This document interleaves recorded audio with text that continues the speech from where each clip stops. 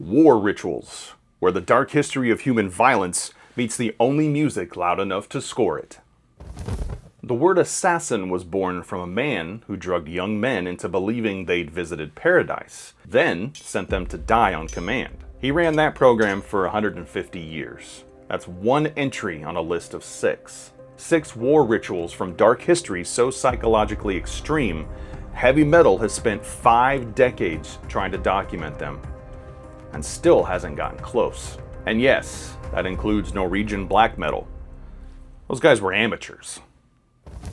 So before the word berserk meant your boss losing it over a spreadsheet, it meant something the modern military still hasn't fully replicated. The Norse berserkers were warriors who entered battle wearing bear skins, no armor, and fought in a disassociated state so extreme historians spent centuries debating whether it was psychologically possible.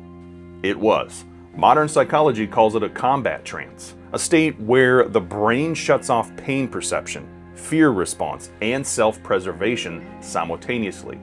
Not metaphorically, neurologically.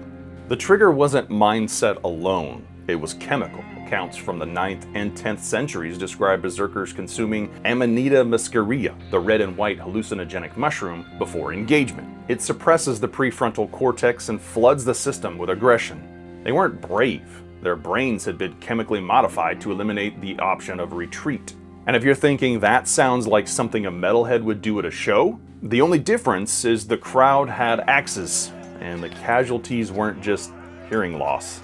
Now this is the psychological origin of every mosh pit in heavy metal history. The Berserker Trance, the total loss of self in collective violence, is the engine behind the pit. When a frontman tells a crowd to lose themselves, he's not being poetic. He's invoking a 1,200-year-old combat protocol. The weapons changed. The neurochemistry didn't. The word assassin exists because of a specific event in 11th century Persia, and it involves drugs, a fabricated garden of paradise, and the first documented use of chemical psychological warfare in recorded history. The Hashashin were a secret sect of Nasari Ismaili warriors operating across Persia and Syria from the 11th to the 13th centuries. Their leader, Hassan-i-Sabah, recruited young men, drugged them with hashish, and transported them unconscious into a hidden garden stocked with wine, food, and women. When they woke, he told them they'd been granted a preview of paradise. Then he drugged them again, returned them to ordinary life, and told them the only path back was to complete a suicide mission. This wasn't manipulation, it was neuroscience, executed 900 years before the field existed.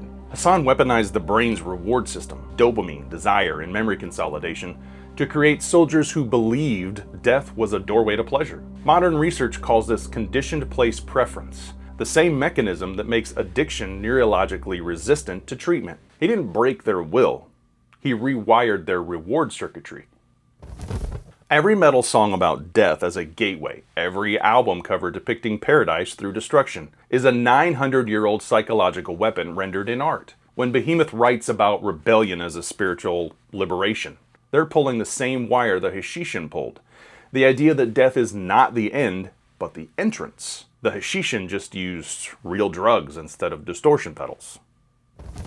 Celtic warriors across Iron Age Europe beheaded fallen enemies and mounted skulls on horses, doorways, and temples. Roman accounts describe Celtic fighters riding out of battle with severed heads hanging from their saddle horns. This wasn't savagery without structure. It was psychological with archaeological documentation. The neuroscience of trophy taking reveals something specific about the brain's reward architecture.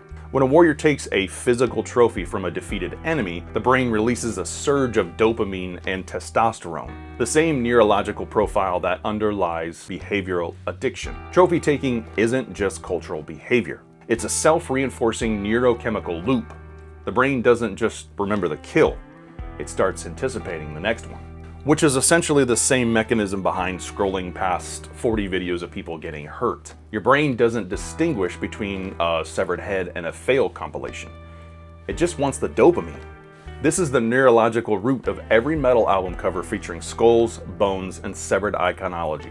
Not a shock value, an ancient reward trigger operating without cultural context. When Iron Maiden puts a rotting corpse on an album sleeve, the brain doesn't need to understand the reference. It recognizes the signal. It always has. Subscribe now. The next 2 rituals are the reason this list exists. The Flower Wars were ritualized conflicts arranged by mutual agreement between Aztec city-states. Both sides would meet at a prearranged location and fight. Not to conquer, but to capture. The goal wasn't death on the battlefield, it was death on the altar. Captured warriors were brought to the summit of the Great Pyramid, held by 4 priests, and had their hearts removed while still breathing. The psychological architecture of this system is extraordinary. The Aztecs manufactured a permanent state of institutionalized war, not for land, not for resources, but to sustain a theological supply chain. The population believed the sun required continuous human blood to rise each day. So war was framed as survival, not aggression. Every citizen was complicit. Every citizen believed the alternative was cosmic extinction. The whole society was enrolled in the logic.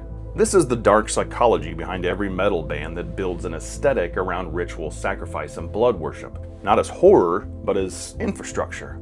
The Aztecs didn't invent sacrifice as shock. They invented it as logistics. When Decide writes about violence as spiritual necessity, or Sepultura titles an album Chaos AD, they're tapping the same primal logic. The violence isn't destruction, it's a transaction with something larger than the individual. The Aztecs took it literally. The blood was real, the altar was real, and the sun kept rising. Or so they believed. In 73 AD, 960 Jewish zealots at Masada chose death over surrender. The way they organized it rewrites everything conventional military history considers a defeat. The Roman army had spent months building a siege ramp up the mountain fortress. When they finally breached the walls, they found silence. The zealots had drawn lots. 10 men killed the other 950. Then 1 killed the remaining 9. Then the last man killed himself. Everybody was laid out deliberately, every building burned, every food store destroyed, except 1. A single stockpile was left intact, specifically to communicate that this was a choice, not starvation. They curated the evidence.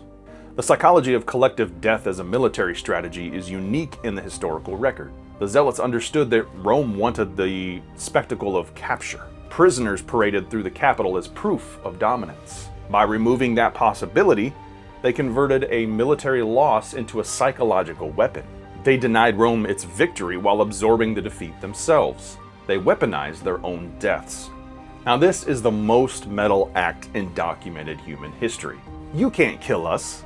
We already did. No band has ever come close to that sentence. This is the DNA of every heavy metal anthem about defiance in the face of annihilation. When Metallica writes, "Die by my hand," when Slipknot screams about refusing to be controlled, they're echoing the same principle. That the one thing no force can strip from you is the choice of how you meet the end. Masada wasn't just a battle, it was the first recorded instance of death as a brand statement. And 1900 years later, heavy metal is still running the same playbook. You thought we were done with the Norse. Well, we're not, because they saved the most extreme ritual for last. The blood eagle is described in multiple Norse sagas as a method of ritual execution. The victim's back was opened, ribs separated from the spine, and the lungs drawn through the wound and spread outward. The victim was kept alive through as much of it as possible. This is a documented historical practice, now debated in its precise anatomical mechanics by modern scholars, but confirmed in its existence across multiple independent textual sources. What distinguishes ritual torture from punishment or interrogation is the function it serves. Psychologists studying this category of behavior identify a state called moral disengagement, a cognitive mechanism where normal ethical constraints are suspended through systematic dehumanization of the target. This is the same mechanism that enables atrocity at institutional scale. The subject is no longer human. They become material for a message. And the message was always the point. The blood eagle wasn't execution, it was sacrifice performed publicly, dedicated to Odin, designed to communicate that a warrior's authority was absolute enough to unmake another human being and display the result as an act of theology. That's not justice, that's a claim of metaphysical power.